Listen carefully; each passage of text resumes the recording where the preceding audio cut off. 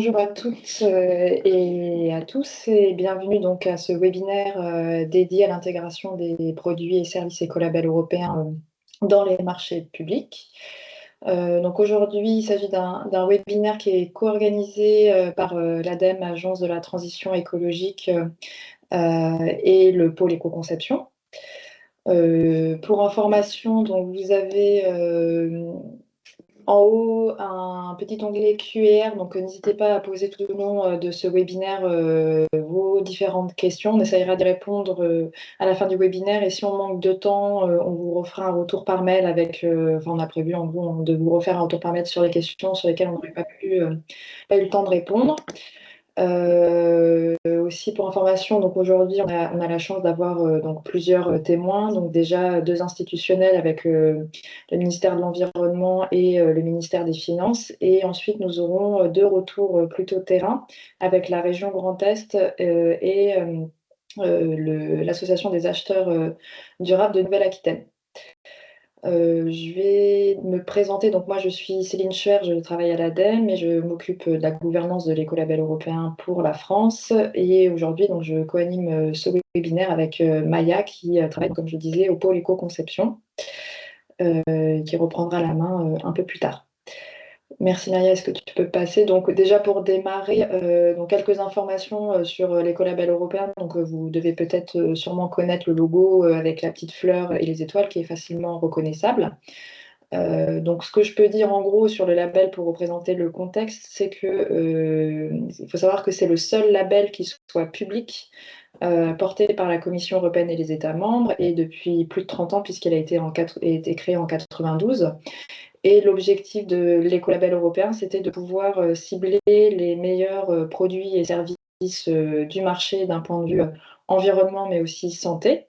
Donc on n'est pas sur un label de l'objectif de massification, mais bien sur un label d'excellence qui vise vraiment à cibler les meilleurs produits et services du marché sur ces aspects-là. Et on dit souvent qu'on fixe 10 à 20% des meilleurs produits du marché. L'objectif derrière, c'est de pouvoir donner un repère et une garantie pour les consommateurs et les professionnels, qu'ils soient acheteurs publics ou privés, pour choisir des produits plus respectueux de l'environnement et de la santé. Ce qui est intéressant aussi de noter sur ce label, c'est qu'il y a toujours des tests de performance qui sont exigés pour les produits et services. C'est-à-dire qu'on va demander finalement en fait prendre des exemples concrets, mais par exemple une peinture où ici il faut en mettre 2 fois plus pour avoir un aspect couvrant, ou une lessive où il faut en mettre 2 fois plus pour avoir du linge propre. Finalement l'impact environnemental il sera pas moindre, donc du coup en achetant écolabel européen, vous vous assurez aussi que derrière il y a eu des tests de performance effectués sur les produits. Et donc un point intéressant. Et enfin à noter aussi que donc, l'écolabel européen, on dit qu'il est 100% conforme à l'ISO 14024, qui est la norme sur les écolabels type 1, donc c'est-à-dire un peu les labels du haut du panier. Que ça soit donc un label fiable et robuste, que ça soit d'un point de vue scientifique, c'est-à-dire qu'on est sur un label cycle de vie, donc l'écolabel européen il va couvrir l'ensemble du cycle de vie du produit et du service, et pas uniquement par exemple l'emballage ou le transport, mais on va s'intéresser aux matières premières, à la fabrication, à l'utilisation et à la fin de vie. Et on va cibler vraiment les principaux impacts selon le cycle de vie du produit ou du service. Et aussi on est sur un label multicritère. C'est-à-dire qu'on ne va pas uniquement s'intéresser, par exemple, aux gaz à effet de serre, mais on va aussi regarder les principaux impacts d'un produit, typiquement un gel douche ou un détergent. Il va y avoir des critères sur la toxicité aquatique, la biodégradabilité. Et tout ça est bien sûr fait sur une approche scientifique, puisqu'en fait la Commission européenne, quand elle va réviser les critères de l'écolabel européen, donc ce qui est fait régulièrement, elle va faire une énorme étude où elle va regarder toutes les dernières données disponibles d'un point de vue environnement et santé pour pouvoir donner des critères qui soient toujours aussi exigeants.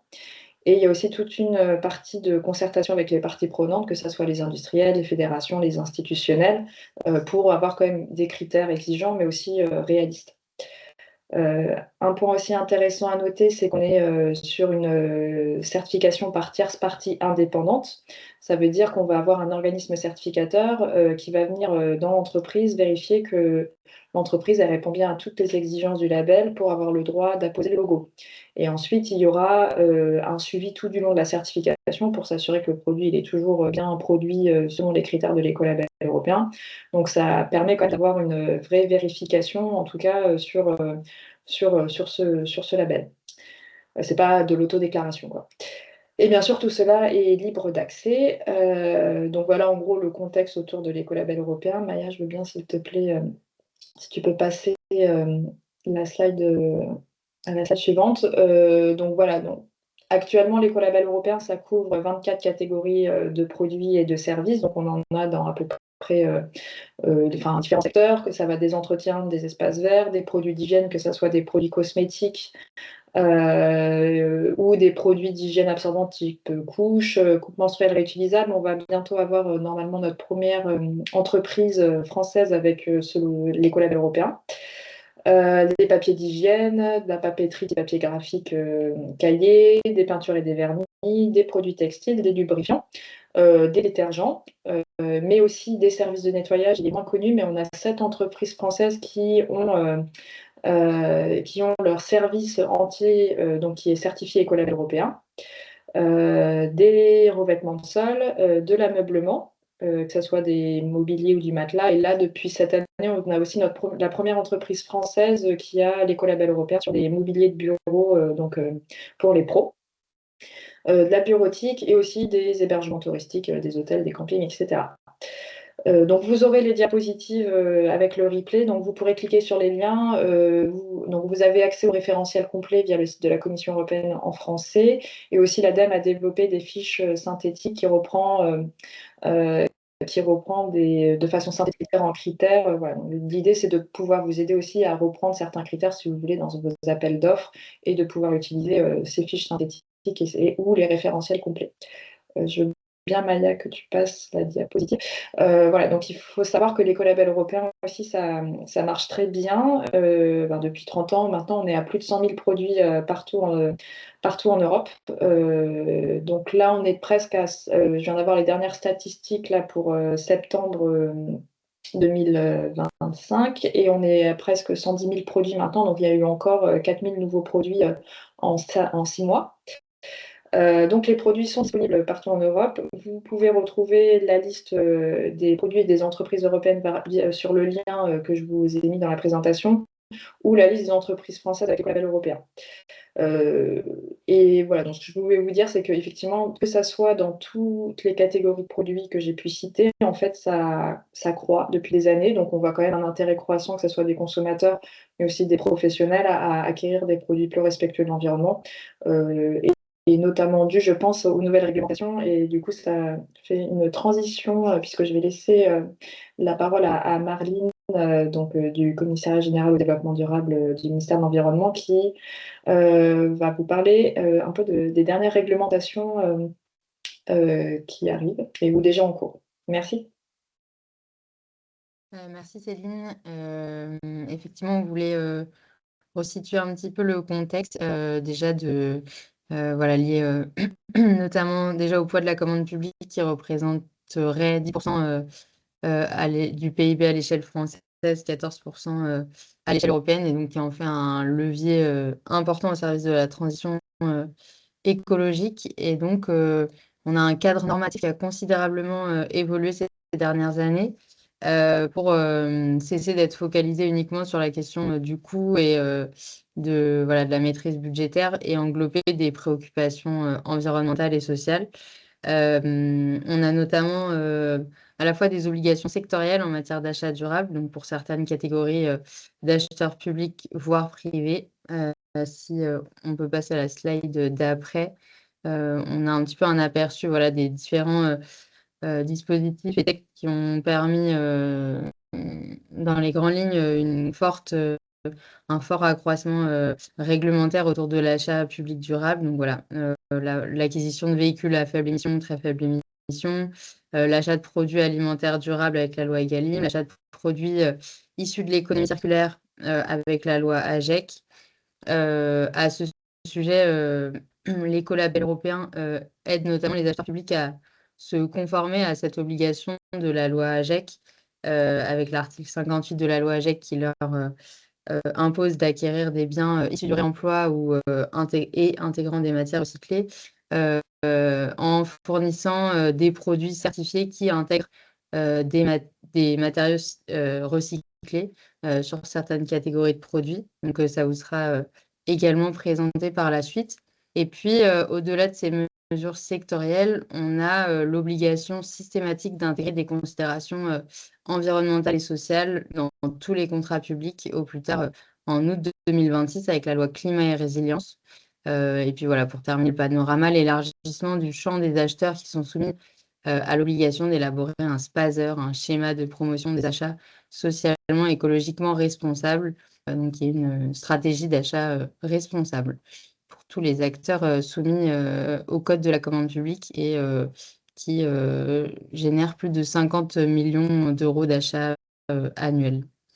Voilà, donc en ce qui concerne justement cette obligation de la loi climat et résilience, si on peut passer à la slide suivante.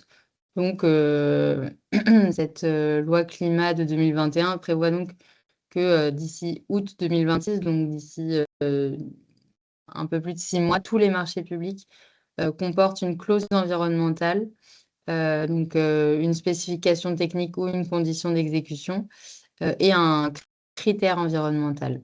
Donc voilà, c'est une obligation pour l'ensemble des marchés et puis une clause sociale également qui est obligatoire pour tous les marchés qui sont tous les contrats supérieurs au seuil européen. Et donc cette loi climat a été anticipée par le PNAD, donc le Plan national des achats durables 2022-2025, qui est une feuille de route qui a pour objectif d'accompagner tous les acheteurs pour les préparer à cette échéance de 2026 et fixe également des objectifs que vous pouvez voir à l'écran, donc 100% des contrats publics avec au moins une considération environnementale et 30 avec une considération sociale d'ici 2025. Donc, il y a une forte progression de ces considérations qui est constatée. Voilà, on a doublé la prise en compte des aspects environnementaux notamment et sociaux dans les contrats publics. Néanmoins, on est encore pas tout à fait, on est encore loin d'ailleurs des 100%. Pour permettre d'atteindre ces objectifs, donc il y a un accompagnement qui est mis en place avec un certain nombre d'outils et d'actions développées dans le cadre du Plan national des achats durables, le PNAD, donc qui vise à répondre aux différents besoins qui ont été identifiés en termes de formation, d'outils, de diffusion et d'accompagnement. Donc, on voulait très rapidement vous présenter certains d'entre eux, notamment les guichets verts, qui sont un dispositif de conseil environnemental gratuit de premier niveau pour tous les acheteurs soumis au Code de la commande publique, qui sont portés par les réseaux régionaux de la commande publique que vous voyez sur la carte à l'écran, qui sont représentés par 3 AR ce matin. C'est une expérimentation donc, de 12 guichets verts répartis sur le territoire national, couvre 13 régions et un département, et donc qui permet d'accompagner les acheteurs publics en les aidant à intégrer des considérations environnementales dans leur marché.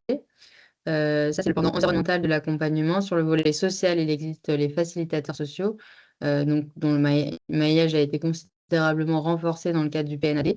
Donc voilà, avec 600 facilitateurs sociaux sur tout le territoire pour assurer l'intégration et le suivi de clauses sociales dans les marchés. Et puis, on a des formations qui ont été développées, notamment un MOOC ouvert à tous sur les achats durables, publics comme privés, d'une durée de 8 heures environ, gratuit. Un MOOC également sur l'élaboration des SPASER, donc ces schémas de promotion des achats socialement et écologiquement responsables, et une fresque des achats publics durables qui est actuellement en cours de dissémination, assurée par les réseaux régionaux de la commande publique. Et puis, enfin, on a des outils, donc un outil en ligne qui s'appelle l'AREF pour connaître la réglementation qui s'applique à soi en fonction de son profil et de son besoin. On a des clausiers en ligne qui référencent des clauses sociales et environnementales en libre accès, comme la clause verte, les fiches outils éco-responsables de la DAE qui vous seront présentées juste après, et un grand nombre d'outils, voilà, notamment du CGDD pour construire son SPASER, des outils de sourcing comme le marché de l'inclusion, Green Tech Innovation ou Osmose. Et puis, il y a un réseau social des acheteurs publics durables qui s'appelle Rapide, qui est animé par le CGDD et où on peut trouver toutes les questions en rapport avec les achats publics durables voilà, où tous les acheteurs publics peuvent poser leurs questions et trouver des réponses à celles-ci. Donc, comme vous voyez, un grand nombre d'outils qu'on a voulu centraliser à un seul endroit, ce qui a mené à la création d'un nouveau portail. Donc, c'est la slide suivante. Donc, voilà, le site achatdurable.gouv.fr qui se veut être la porte d'entrée unique sur le sujet des achats durables.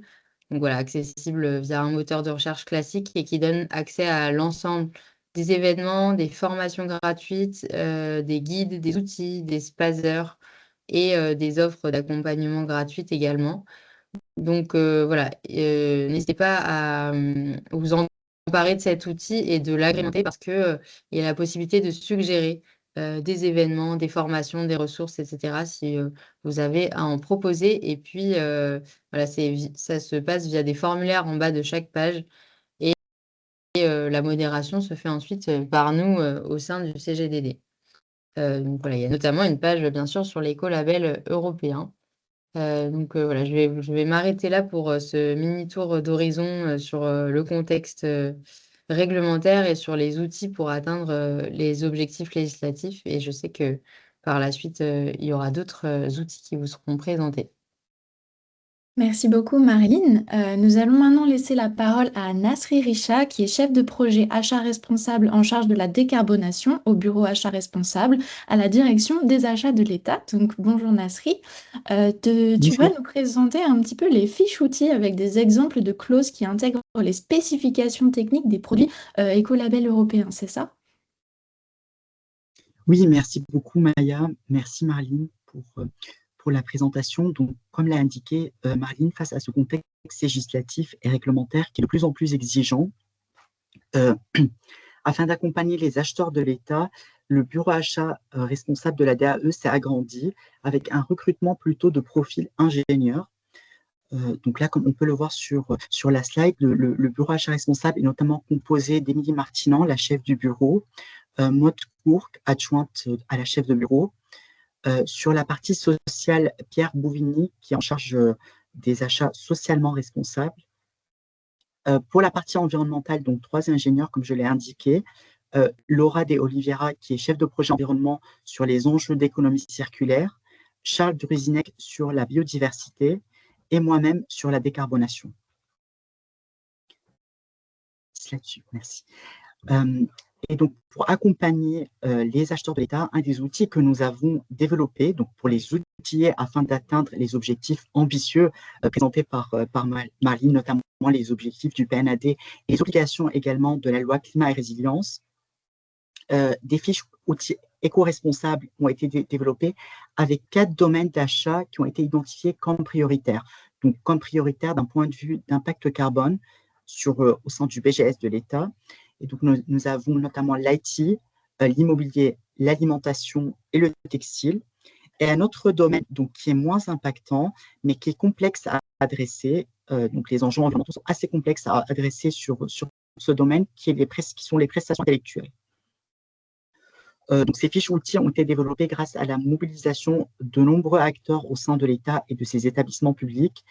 Et ces fiches sont publiées sur le site de la DAE et accessibles sur le portail des achats durables qui a été présenté par Marline précédemment.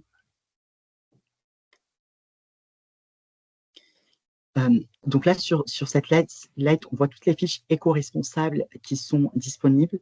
Donc, ces fiches vont concrètement proposer des exemples de clauses et de critères. Donc, c'est des exemples qui sont adaptés en fonction du contexte d'achat et du niveau de maturité des fournisseurs qui va être constaté lors du sourçage. Donc, ces fiches outils vont bien sûr intégrer des clauses et critères pour la fourniture de produits ou services écolabellisés qui vont être notamment porteurs de l'écolabel européen ou équivalent. Donc, comme indiqué par Céline, l'écolabel européen, c'est avant tout un outil solide et juridiquement sécurisé pour les acheteurs publics. Il va simplifier le travail de l'acheteur parce qu'il s'appuie sur des référentiels qui sont complets pour les produits et services couverts et cela va éviter à l'acheteur d'avoir à refaire tout le travail de définition des exigences environnementales. Et ça apporte bien sûr une garantie de fiabilité parce que le produit ou le service est certifié par un tiers indépendant. Donc, ça va garantir une évaluation neutre et transparente. Donc, et on sait que les critères de l'écolabel européen vont prendre en compte les aspects environnementaux, de santé et de performance sur l'ensemble du cycle de vie du produit. Comme l'a indiqué Céline, ça fait les produits labellisés vont répondre à des standards qui sont beaucoup plus exigeants que la moyenne du marché. Et donc, toutes ces informations, notamment sur le cadre juridique et l'utilisation de l'écolabel européen, sont disponibles dans le guide Vos achats responsables avec l'écolabel européen qui va donner un repère pour les acheteurs publics. Et donc, pour en revenir sur les fiches outils, donc peut-être la slide précédente, pardon. Merci. Donc, pour en revenir sur les fiches outils aujourd'hui qui sont disponibles, nous avons 13 fiches outils qui sont disponibles, donc des fiches outils par famille d'achat. Donc, par exemple, les postes de travail, la prestation d'impression, prestation de traiteur, vêtements et habillements, mobilier de bureau, outillage, quincaillerie, serrurerie et matériel de chantier. Et 3 fiches outils qui sont plutôt par thématique, donc qui vont être applicables à plusieurs familles d'achat. Donc, comme la fiche outil sur les marchés qui vont mobiliser des prestations de transport et de livraison, la fiche outil sur l'obligation de réalisation et de communication du bilan des émissions de gaz à effet de serre du BGS, et une fiche outil sur les enjeux d'économie circulaire pour une gestion éco-responsable des ressources et des déchets. Et bien sûr, d'autres fiches outils qui sont à venir très prochainement et que nous publierons sur le site de la DAE et accessibles via le portail des achats durables.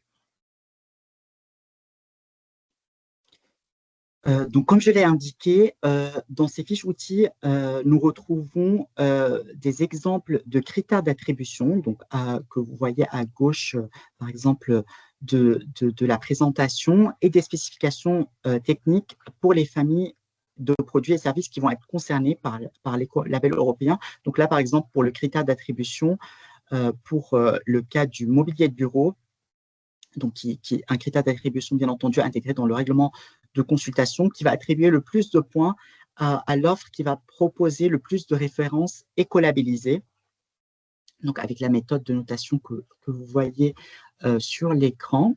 Et à droite, on retrouve un exemple de rédaction d'une spécification technique intégrée au CCTP, qui sont plutôt des exigences environnementales pour le mobilier de bureau qui doit être écolabellisé.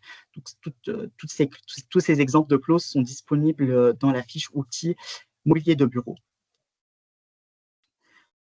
Voilà, je vous remercie pour votre attention et reste bien sûr à votre écoute si vous avez des questions via le chat ou par la suite. Je vous remercie. Merci beaucoup Nasri. Sans plus tarder, on va passer à notre prochaine intervenante qui est Christine Bauche. Donc, elle est chargée de mission achat éco-responsable à la direction de l'achat public, région Grand Est. Donc ici, on va parler un peu plus des appels d'offres et comment l'écolabel européen est utilisé comme critère dans la sélection.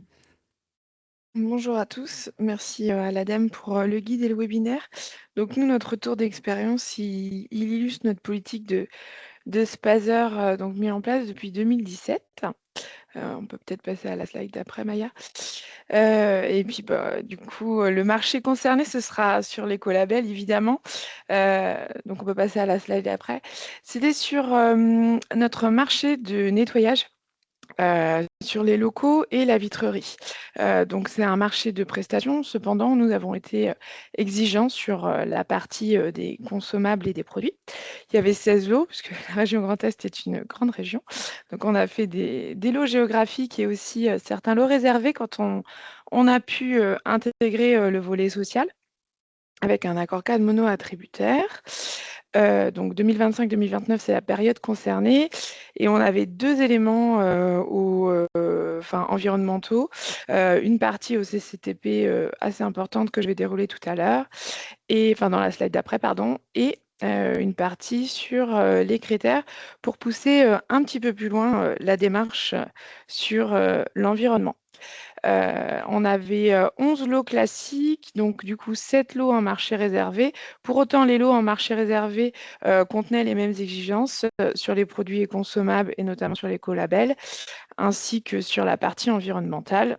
Même si c'était réservé, on n'a pas pour autant diminué nos exigences. Et après, bon, c'est des gros marchés, hein, parce que les lots, ils allaient de 18 000 euros en maxi annuel à 500 000 euros en maxi annuel. Donc, on avait un peu tout, tout ça pour vous dire qu'il est possible de faire, puisqu'on avait quand même des marchés avec des lots à 18 000 euros, ce qui n'est pas si gros que ça. Donc, on peut quand même exiger et aussi noter des choses sur la partie environnementale et notamment grâce à l'écolabel. Maya, je veux bien la diapo d'après. Donc au CCTP, on avait pu mettre ceci. Donc on a eu une exigence assez forte sur les produits consommables avec 90% avec un écolabel de type 1. L'écolabel européen n'étant pas ciblé sur ces 90%, on demandait un écolabel de type 1. Donc pour rappel, le label de type 1, ça a été un petit peu dit dans les deux autres interventions de Nasri et Céline, mais le type 1, c'est un label qui est vérifié avec un cahier des charges consultable et une vérification externe et qui répond aussi à la norme ISO 1424, je crois, alors que le type 2, type 3, c'est pas des écolabels, c'est des labels, voire des autocertifications qui ne sont pas vérifiées de manière indépendante. Donc sur ces 90% de produits, on en a ciblé quelques-uns avec l'écolabel, alors en exigence, mais bien sûr tout en acceptant l'équivalence, sur le papier hygiénique, le papier essuie-main, le savon de toilette, les nettoyants universels, le nettoyant désinfectant pour sanitaire. Après, nous, à la région, on définit l'équivalence de manière, elle nous a déjà été présentée en fait sur de mémoire des sacs poubelles sur un autre marché. Et comme on avait défini cette équivalence, on a pu rejeter pour mémoire, c'était une autocertification, une participation à un projet européen, mais sans certification. Donc comme on avait dit équivalent, alors là on l'a défini via ces 4 points. On a pu rejeter la proposition du candidat qui ne correspondait pas à nos attentes. En fait, par la recherche de cet écolabel, on recherche forcément des choses en tant qu'acheteur. Et du coup, il est bien d'orienter de 1 les entreprises pour qu'elles puissent vérifier si jamais elles n'ont pas l'écolabel, mais elles ont quelque chose qui correspond sur les items que vous citez, elles peuvent le présenter. Et bon, si après elles ont l'écolabel, la boucle est bouclée et c'est parfait. Donc les équivalences environnementales que nous, on a recherchées, elles sont présentes évidemment dans l'écolabel. C'était dans l'écolabel européen, pardon. C'était la limitation des rejets de substances toxiques qui entraînent une eutrophisation des eaux. La limitation des dommages et risques environnementaux qui sont liés à l'utilisation de substances chimiques dangereuses, donc de manière à ce qu'elles soient diminuées. De promouvoir l'application des principes de gestion durable en vue de sauvegarder les forêts. Donc là, l'utilisation d'huile de palme notamment, et puis la gestion durable des forêts. Et de réduire l'incidence sur l'environnement par la substance nocive des détergents qui peuvent être employés dans la création des produits d'entretien et puis des consommables en général. Je veux bien la diapo d'après. Donc après, on était au RC. Donc sur le RC, on avait quand même 10% de notation environnementale malgré les exigences au CCTP. Après, c'était sur une note méthodo, donc du coup, c'était un tout petit peu plus ouvert que le label de type 1. On a poussé la démarche un petit peu plus. Donc, évidemment, si ils avaient des produits en plus des 90% exigés, du coup, ils pouvaient nous le résumer, en tout cas dans une note avec les actions qu'ils pouvaient également faire, eux, en faveur des économies d'eau, la politique de sensibilisation du personnel à l'environnement. Et notamment sur les formations que ceux-ci peuvent avoir. Et après, c'était les 2 autres points, c'était sur les consommables et les produits, avec les fiches techniques à fournir pour les produits qui avaient un label de type 1. Donc sur la diapo d'après, Maya. Donc, ce marché-là, il est en place chez nous depuis 8 ans. Donc, ça fait 2 marchés, on vient de le renouveler. Il y a 4 ans, le marché n'était pas exactement le même, il était un peu moins exigeant, on n'était pas sur 90% un des produits, on était sur moins. Mais on a pu augmenter cette exigence par le retour du marché qu'on a pu avoir, l'évolution des produits, l'écolabel, comme l'a dit Céline, qui du coup se multiplient et propose une diversité de produits permettant une concurrence et du coup de l'imposer aussi au CCTP pour pas restreindre celle-ci par la limitation d'un seul produit visé au CCTP. Les utilisateurs sont très contents. Après, on n'a pas, nous, fait d'études spécifiques, hein, c'est des retours utilisateurs. Voilà, on n'a pas eu d'enquête sur ce point-là. Cependant, ces marchés-là nous ont permis en fait de mettre le pied à l'étrier sur d'autres marchés. Actuellement, les lycées gèrent leur nettoyage avec leurs produits, donc 250 lycées, avec 250 acheteurs différents et autant de produits différents, sans une politique générale d'écolabel ou autre. Donc, malgré notre spazer et tout ça, enfin, la distinction dans les lycées, c'est qu'ils ont leur dotation pour certains achats. Donc, à la région Grand Est, en tous les cas, pour le moment, sur la partie produits d'entretien, c'est comme cela. Et on a pourtant lancé un marché test en utilisant l'écolabel pour tout ce qui est qualité au travail, donc par l'absence d'émissions des COV, l'absence d'irritation sur les peaux, la sécurité également par la diminution des produits et cibler plutôt certains produits plutôt qu'un panel de produits. Donc en restreignant en fait l'offre, en n'ayant plus que 5 produits de nettoyage proposés au lycée volontaire. Et l'écolabel nous a permis de nous appuyer un peu comme dans ce marché-là pour la santé des usagers et bon, également aussi bien sûr hein, pour l'environnement. Et ça, c'est en test pendant 6 mois avec pour le coup un retour utilisateur donc des lycéens, du personnel administratif et des utilisateurs de ces produits avec aussi des centrales de dilution et puis enfin voilà de la microfibre, etc. Mais rien d'extraordinaire. Et avec ce retour utilisateur, on verra si on duplique à tous les lycées cette expérimentation qui, on l'espère, sera positif grâce notamment à l'écolabel. Voilà, j'ai été rapide, mais je suis dans les temps. Donc, nous, en tous les cas, à la région Grand Est, bon, on a une équipe dédiée hein, sur notre schéma d'achat, enfin voilà, avec du personnel qui suit ça sur le volet environnemental pour ma part. J'ai une collègue sur le volet social. Mon chef s'occupe de la partie économique. Donc, on a mis les moyens, mais pour vous dire que tout est possible en fait. Après, vous pouvez cibler 1 ou 2 marchés par an. Voilà, il faut effectivement un petit peu de temps hein, pour sourcer ce que les autres collectivités ont fait, ce qui existe, et puis essayer de s'inspirer de ce qui a existé. Vous avez aussi les réseaux d'acheteurs durables qui sont une aide précieuse hein, pour vous faciliter simplement la vie sur ces volets qui sont quand même sacrément techniques. Et puis nous, la région, on essaye aussi d'appuyer ces réseaux. Il y a une zone grise hein, sur la carte, mais pour autant, on est en train de créer un réseau, enfin on espère un futur réseau d'acheteurs et un appui sur l'éco-responsabilité avec la mise en place d'un guichet vert. En tout cas, on l'aide financièrement et techniquement et on espère que ça prendra. Voilà, merci pour votre écoute et à dispo pour les questions. Merci beaucoup, Christine. Sans plus tarder, nous allons passer à notre dernière intervenante déjà, Anne Benz, donc, qui est directrice au 3AR, Achat public responsable en Nouvelle-Aquitaine. La parole est à toi. Bonjour à tous.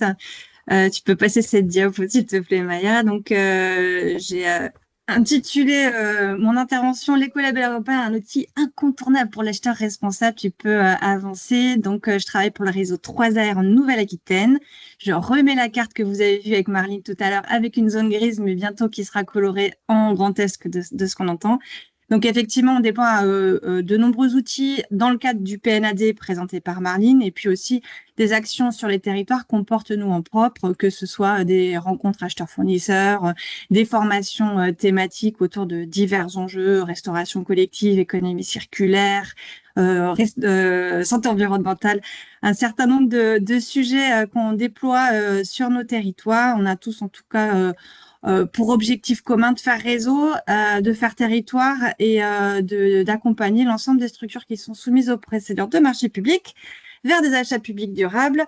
Et vous retrouverez nos contacts sur le portail qu'a présenté Marline tout à l'heure, le portail achatdurable.gouv.fr. On y est tous. Et les chiffres sont pas à jour, c'est plus que ça, puisque cette diapo date de février, je me rends compte maintenant.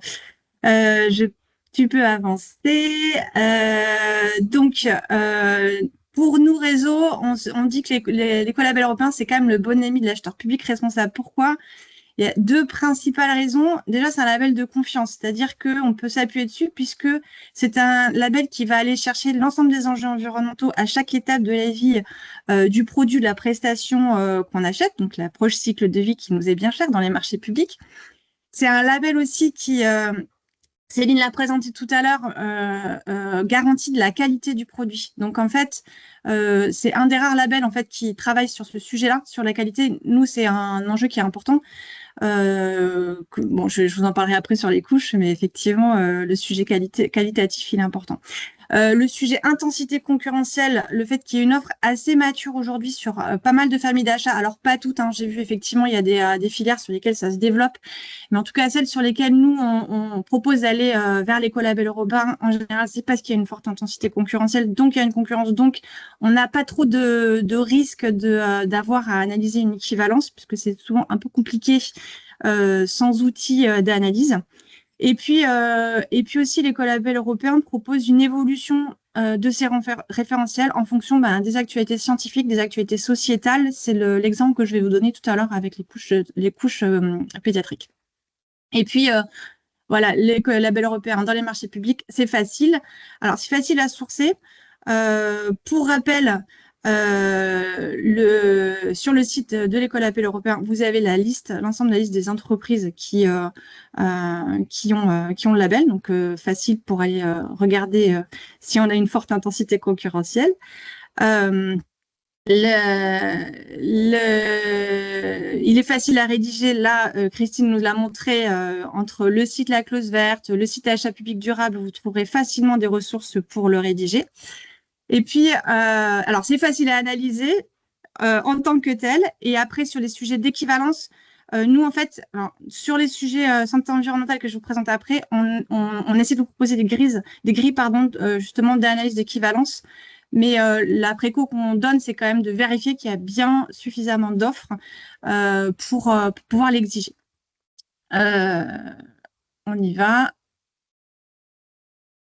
Et donc, le focus que je voulais faire, c'était le projet RocoCrèche, un programme qu'on déploie en Nouvelle-Aquitaine avec le soutien de l'Agence régionale de santé, dans le cadre d'une stratégie régionale santé, environnement et petite enfance depuis une dizaine d'années. Donc, l'objectif, c'est de réduire les expositions chimiques dans les établissements qui accueillent de jeunes enfants, les crèches.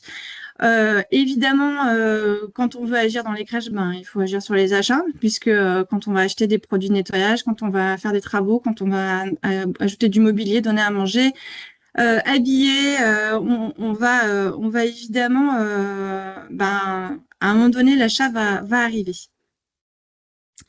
Et donc, quand donc les structures qui ont été lancé le programme RocoCrèche dans les crèches de Nouvelle-Aquitaine ont voulu accompagner le changement et se sont assez vite confrontés au sujet de oui, mais on n'a pas la main sur nos achats, sur les crèches publiques. Et donc, ils sont venus chercher le réseau 3R pour dire comment est-ce qu'on peut faire pour faire évoluer les pratiques d'achat dans les crèches pour avoir une meilleure qualité de l'air intérieur. Et donc, voilà, ça fait une dizaine d'années qu'on travaille à essayer d'apporter des préconisations santé environnementale qui sont simples, exigeantes et réalistes. Je vois qu'il y a dans les diapos, dans les commentaires, on parle de surcoût. Alors, en fait, je voudrais quand même nuancer l'idée de on a un surcoût quand on achète mieux. En fait, quand on achète mieux, on achète moins. On revoit ses façons d'acheter. À qualité égale, il y a une étude de l'ADEME qui est sortie il n'y a pas longtemps, le mois dernier, je crois, Céline, qui a comparé en fait les prix des produits éco-labellisés européens et on est sur à qualité égale un coût qui est à peu près le même, voire pour certains produits moins chers. De notre côté, sur le sujet nettoyage et désinfection, alors l'écolabel européen ne labellise pas les produits de désinfection. On s'appuie sur d'autres labels en termes de santé environnementale aussi, pas que l'écolabel européen. Par exemple, le label EcoCert. Et on a fait une étude avant-après avec un bureau d'études indépendant auprès des 3 collectivités qu'on a accompagnées, enfin de 2-3 collectivités parmi celles qu'on a accompagnées en région Nouvelle-Aquitaine. Donc on affiche en fait une économie de 42% de dépenses en matière de nettoyage par enfant. Donc l'argument économique, il est là aussi en fait sur les changements de pratique. Voilà, juste c'était pour réagir sur les sujets surcoût. Attention, c'est pas forcément toujours plus cher. Et on l'a prouvé, nous, en tout cas, l'étude, elle va être mise à disposition très prochainement. En 2024-2025, on a travaillé plus spécifiquement sur les couches jetables. Pourquoi? Parce qu'en fait, on avait historiquement une préconisation sur les couches jetables qui était en l'absence d'un label fiable, historiquement, je vous le dis, hein, en l'absence d'un label fiable, on va aller embêter les entreprises pour savoir si elles font des analyses toxicologiques pour notamment aller identifier les polluants qui ont été, en tout cas les substances qui ont été dénoncées dans un rapport ANSES de 2020. Et en fait, fin 2023, l'écolabel européen a été revu sur les produits de protection hygiénique absorbants. Et donc, du coup, le temps que tout se mette en route, les produits qui sont sur le marché en matière de protection hygiénique absorbante depuis fin 2024 respectent ce nouveau référentiel. Et donc, les scientifiques avec lesquels on travaille, donc qui sont des chimistes, des pharmaciennes, voilà, on travaille avec un panel aussi de scientifiques au sein du projet RecoCrèche, nous ont dit, mais ce label-là, il est vraiment exigeant d'un point de vue sanitaire. Il va au-delà des exigences ANSES. Donc, en termes de préconisation pour les marchés publics, on peut y aller les yeux fermés. Donc, nous, on a de notre côté vérifié qu'il y avait une intensité concurrentielle forte. C'est le cas, il y a quand même suffisamment d'offres aujourd'hui pour pouvoir exiger l'écolabel européen sur les couches. On est en train de travailler sur une grille d'analyse de l'équivalence qu'on n'a pas encore aujourd'hui diffusée, mais qui sera bientôt disponible. Et donc aujourd'hui, on s'appuie aussi sur l'écolabel européen, sur cette famille d'achats-là, sur nos recommandations sanitaires. Voilà, c'était un peu le petit retour d'expérience en région où on est content que les enjeux se croisent, santé et environnement. Voilà, pour ma part. Merci beaucoup Anne, merci à tous nos intervenants. Je vais me permettre de faire 3 phrases de conclusion, puis je rendrai la parole à Céline pour terminer ce webinaire. Donc, une de nos missions au pôle éco-conception consiste à accompagner les entreprises dans l'obtention de l'écolabel européen, une reconnaissance exigeante qui atteste de la performance environnementale de leurs produits et services sur l'ensemble de leur cycle de vie, comme on l'a très bien vu à travers ce webinaire. Au-delà de cet accompagnement, nous souhaitons souligner que les acheteurs publics disposent d'un véritable pouvoir d'action pour faire évoluer le marché. Par leur choix d'achat, ils peuvent orienter la demande, soutenir l'émergence des produits les plus vertueux et créer un levier, un effet de levier significatif en faveur de la transition écologique. Excusez-moi. Tout ça pour dire, c'est que ensemble, entreprises et acheteurs publics deviennent ainsi acteurs du changement, capables d'impulser une dynamique collective vers des modèles de production et de consommation qui sont beaucoup plus respectueux. Merci à tous. Je peux rendre la parole à Céline cette fois-ci. Oui, du coup, donc on a pas mal de questions. Il est 45, je vais les faire vite. Donc peut-être pour vous préciser, donc on a développé aussi pourquoi on a aujourd'hui prévu ce webinaire. C'était pour vous parler du guide qui vient de sortir sur vos achats responsables avec l'écolabel européen. Je vous ai mis le lien Dans le chat, mais de toute façon, donc, vous aurez les diapositives. Je sais qu'il y avait une question avec les liens, donc vous pourrez retrouver toutes les études et tous les liens via la présentation. Et ça me permet aussi de rebondir sur les questions des prix. Anne a un peu répondu. Donc nous, en fait, on a développé, il faut voir aussi l'ensemble du coût d'un produit écolabel européen tout du long du cycle de vie. Déjà sur le coût d'achat, finalement, en fait, en tout cas en grande consommation, donc nous, on a fait une étude cette année qui montre qu'il n'y a pas du tout de surcoût à acheter des produits écolabel européens par rapport à des produits standards. Et ce que j'expliquais dans le chat, c'est que finalement, il y a beaucoup de marques distributeurs qui ont l'écolabel européen sur leur gamme verte, entre guillemets. Parce qu'en fait, c'est plus facile pour eux de demander l'écolabel européen, de créer leurs propres exigences, donc ça évite le greenwashing, etc. Donc, en fait, il est tout à fait possible de produire des produits écolabel européens à des coûts acceptables, en tout cas pour le consommateur. Et donc, il n'y a pas de différence de prix en B2C. Vous allez me dire, c'est différent en B2B, mais je vais y revenir. En fait, il s'avère aussi que des derniers retours, par exemple, on a organisé un webinaire la semaine dernière. Donc là, c'était pour les acheteurs privés. Et du coup, on discutait avec la chaîne hôtelière Best Western qui, eux, a une plateforme d'achat pour tous les hôtels. Et en fait, donc la personne responsable RSE, elle disait que, en gros, depuis 5 ans, donc elle voyait l'évolution des produits écolabel européens, donc qui étaient de plus en plus nombreux, mais surtout depuis à peu près 2 ans, la différence de prix entre des produits écologiques et des produits standards, elle était minime, ou c'était équivalent, voire moindre. Et du coup, il n'y a plus. Je pense qu'il faut qu'on sorte de cette idée reçue qu'un produit écologique est plus cher. Et si un produit écologique est plus cher, c'est plus un choix stratégique de la marque. Je reprends sur les couches, par exemple, la marque Love and Green, qui a effectivement des couches bébés beaucoup plus chères que la marque verte, la marque écologique Leclerc, qui est aussi l'écolabel européen. Mais c'est un choix marketing. Et ensuite, quand on prend l'ensemble du cycle de vie d'un produit écolabel européen, comme il y a des tests de performance, il est prévu pour durer plus longtemps. Par exemple, le textile, il va y avoir des tests pour s'assurer qu'il ne va pas se déformer. Donc, il est censé avoir une durée de vie plus longue.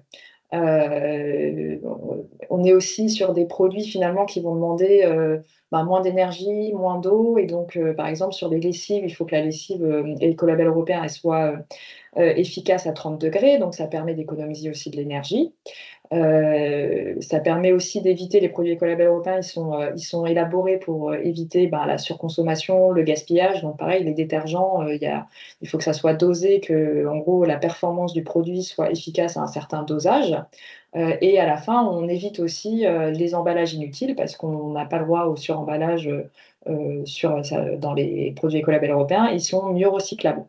Donc du coup, ça évite aussi des coûts finalement d'enlèvement d'ordures ménagères. Donc il faut voir aussi la globalité de la chaîne du coût du cycle de vie du produit. Et pareil, Best Western, donc on a un hôtel qui est venu parler de ce sujet-là. Et eux, ils ont posé la même question, comment vous gérez le surcoût? Et en fait, elle disait pareil, que finalement, quand on voit que les produits ils sont plus durables, ils nécessitent moins d'énergie et qu'à la fin, il y a moins de déchets, et finalement, il y a pas, ils s'y retrouvent complètement dans cette idée d'utiliser des produits écolabel européens. Et voilà. Et par rapport à la question aussi, donc on est bien sur les deux sujets écotoxicité et toxicité. Donc il y a eu la question 2 fois. Donc, par exemple, sur les détergents et les cosmétiques, on va s'intéresser donc effectivement à toute la partie écotoxicité, c'est-à-dire tout ce qui va dans le vivant, pour pas qu'il y ait de problème sur l'eau, mais aussi il y a toutes des substances, un certain nombre de substances exclues dans les produits pour l'utilisateur. Et donc, je rejoins sur une autre question, comment promouvoir l'écolabel européen en interne, c'est aussi c'est la sécurité aussi des utilisateurs finaux. Si on utilise moins de produits, Christine en a parlé pour la région Grand Est, si on utilise moins de produits toxiques, effectivement, les utilisateurs finaux, ils risquent moins de problèmes d'irritation, etc., etc. Donc ça, pour moi, c'est un sujet assez important, il me semble, de parler de la sécurité, en tout cas, sur les utilisateurs finaux. Et du coup, je pense que Maya, si tu peux passer à la slide suivante. Donc, pour information aussi, on organise d'autres séries de webinaires d'ici la fin de l'année. Donc, peut-être Il y en a comment se conformer aux nouvelles réglementations européennes le 6 novembre. Donc, on va notamment parler de la directive éco-conception et la directive sur la protection du consommateur. Tac, tac, tac. Un autre webinaire le 7 novembre dédié aux entreprises pour montrer que l'écolabel européen peut booster la compétitivité, notamment en accédant à des marchés privés et publics, grâce à ce logo, et un dernier sur les hébergements touristiques. Et c'est tout, et je pense qu'on va pouvoir commencer à répondre aux questions qui n'ont pas encore été... tac, tac, tac. Je ne sais pas, Maya, si tu peux enchaîner avec d'autres questions.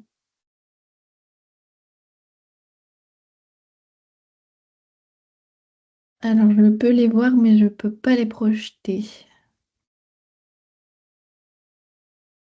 En attendant, il y avait Grégoire David donc, qui avait posé une question aussi. Alors malheureusement, il n'y aura pas de nouveaux secteurs couverts par l'écolabel européen parce que la Commission européenne n'arrive pas à maintenir un rythme de révision déjà sur les critères actuels au niveau des moyens humains.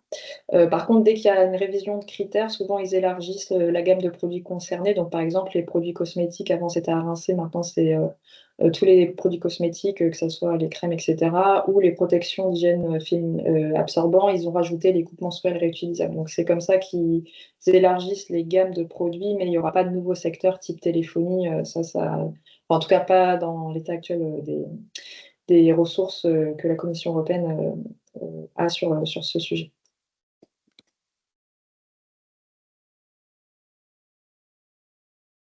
Je pense qu'on peut traiter les questions dans l'ordre et puis ceux qu'on n'arrivera pas à répondre, on fera une compilation et on l'enverra dans le mail de fin de webinaire.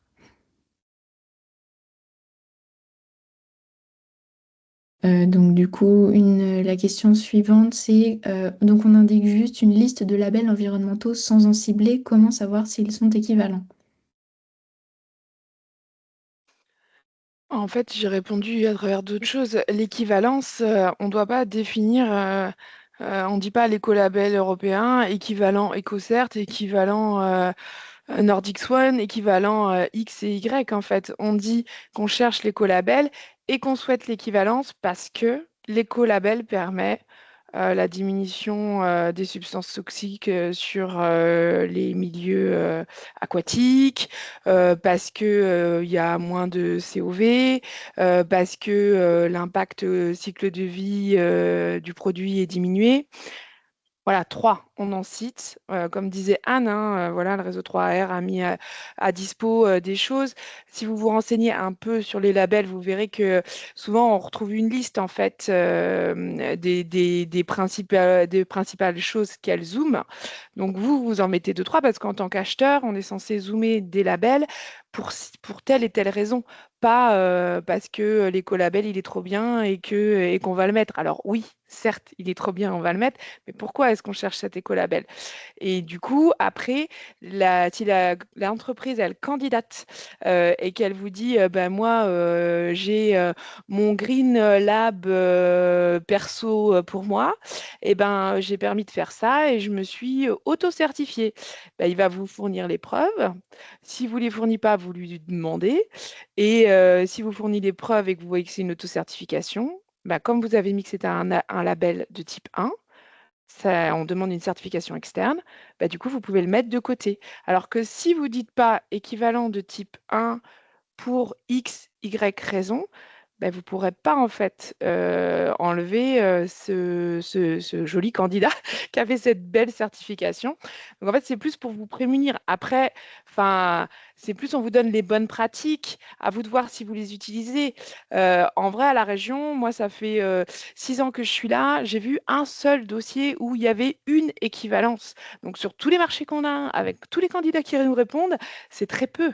Mais ça peut quand même arriver. Et puis, en tant qu'acheteur, on est censé un peu savoir ce qu'on achète, donc un peu savoir pourquoi on demande tel ou tel label. Mais vous n'avez pas à lister tous les labels équivalents à l'écolabel ou à EcoCert. Juste, vous zoomez 1 ou 2 points en spécifiant de type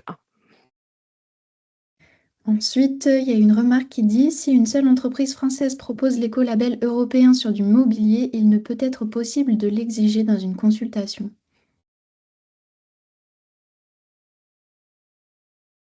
Je ne veux pas monopoliser, mais en fait, c'est pareil, j'ai répondu, effectivement, il faut vérifier l'offre. Si l'offre, il n'y a qu'une seule entreprise qui le fait, bah, vous basculez ça en critère, en valorisant en fait la présence de ce label ou équivalent.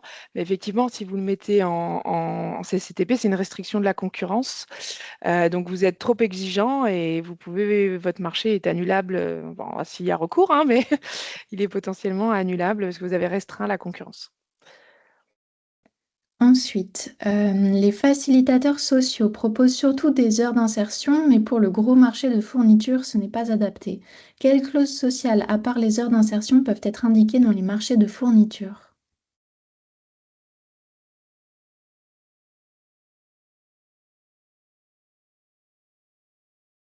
Marline, c'est pour toi. Ouais. Est-ce que c'est le sujet du jour? On parle beaucoup Oui, d'écolabel. Ouais.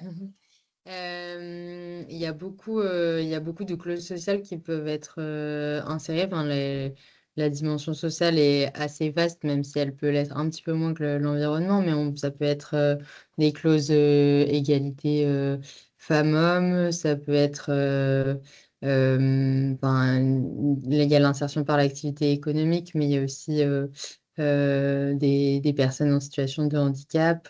Ça peut être l'appel à des structures de l'ESS. Voilà, donc c'est pas effectivement mon domaine de prédilection, mais il y a un grand nombre de clauses. Et donc, si vous souhaitez approfondir ce sujet, il y a un guide sur les aspects sociaux dans la commande publique qui a été rédigé par la DAGE, donc que je vous incite à consulter et qui est en ligne sur notre super site achatdurable.gouv.fr. Merci. Y a-t-il une volonté d'élargir l'écolabel européen à de nouvelles catégories de produits et si oui, lesquelles? J'ai déjà répondu, Marie. Ouais, super. Est-ce qu'un écolabel européen sur le matériel informatique et la téléphonie est en développement? Bah, du coup, ça revient à la même réponse. Ouais. Ensuite, il y avait une remarque sur il ne s'agit pas de la santé humaine, mais de l'écotoxicité. Parfait, répondu aussi. Ouais, super. Moi, je ne vois pas d'autres Dans, remarques. dans la conversation, il y a des. Tac, tac, tac. Oui, prévoyez-vous un replay? Oui, ça sera envoyé avec la présentation et les questions-réponses.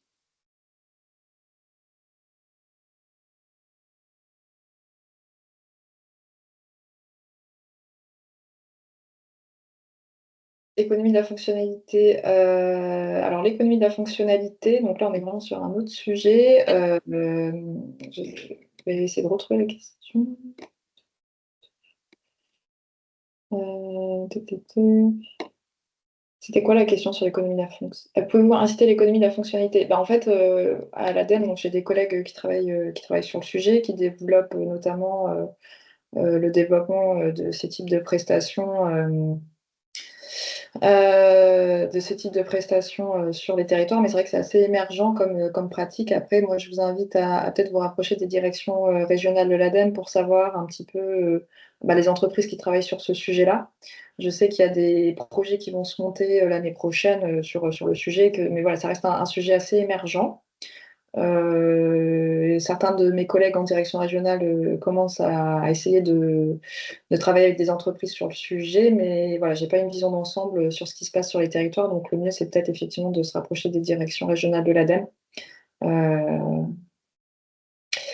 L'authenticité de la certification, en fait, l'organisme certificateur, quand il va approuver donc, le dossier de l'entreprise, il va lui donner un numéro de licence. Et du coup, en fait, l'entreprise, elle doit vous donner son certificat de certification, notamment en réponse à vos appels d'offres. Et donc, normalement, il n'y a pas de surprise avec un numéro de licence FR, X, nanana.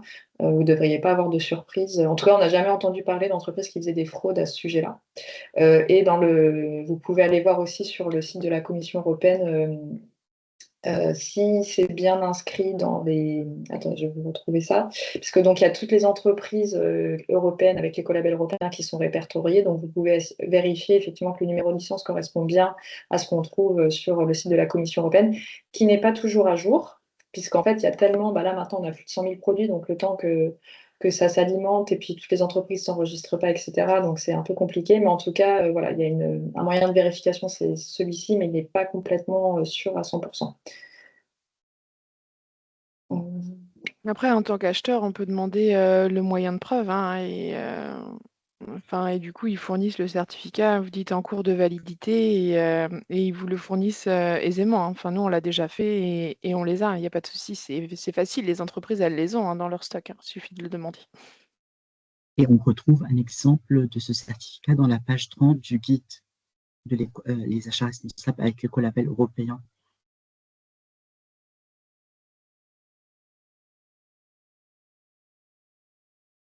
Je vous ai remis les liens vers le site de la commission, le catalogue ICAT, et aussi, si ça vous intéresse, sur les entreprises françaises qui ont l'écolabel européen.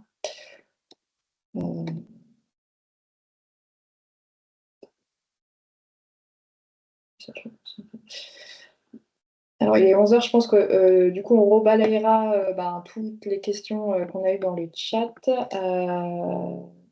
Je pense qu'il y a un certain nombre de questions sur lesquelles on n'a pas répondu. Et donc, on vous fera un petit QR à l'écrit. Comme ça, vous pouvez avoir toutes les réponses. Merci beaucoup. Il y avait beaucoup de participants aujourd'hui. On était à presque 300 à un moment. Donc, j'espère que ça vous a parlé. Et je voulais également remercier les intervenants, hein. Donc, ça a été très riche. Voilà. Puis de toute façon, vous avez aussi les coordonnées dans les slides de présentation. Donc, n'hésitez pas également aussi à renvoyer des messages aux intervenants ou à l'ADEME ou au pôle éco-conception pour toute question. Et du coup, je vous souhaite une très bonne journée.